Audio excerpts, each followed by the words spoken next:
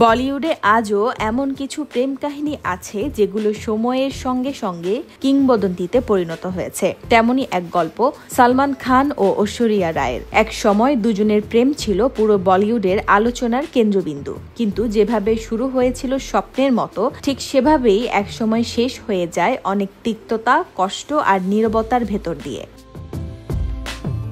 1999 সালে মুক্তি পায় হাম দিল দে চুকে সনম।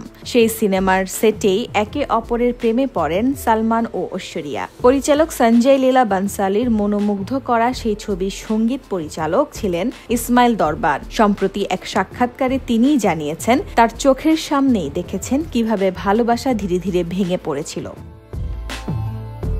শুধু ইসমাইল নন, পরিচালক প্রহ্লাদ কক্করও ছিলেন এই অধ্যায়ের প্রত্যক্ষ সাক্ষী। তিনি বলেন, ঐশ্বরিয়া খুব কষ্ট পেয়েছিল।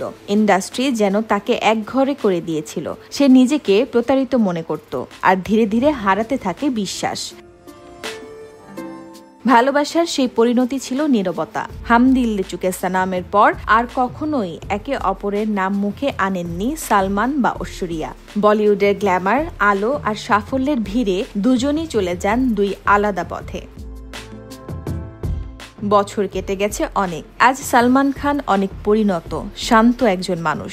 ঐশ্বরিয়া এখন সফল অভিনেত্রী ও সংসারী, কিন্তু তাদের গল্প, তাদের ভালোবাসা বলিউডের ইতিহাসে রয়ে গেছে এক নীরব অধ্যায় হয়ে, যেখানে ভালোবাসা ছিল সত্যি, কিন্তু সময়ের সঙ্গে হারিয়ে গেছে সম্পর্কের আলো।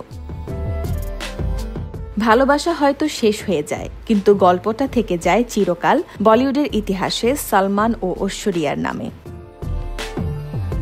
দেশ সময় নিউজ ডেস্ক।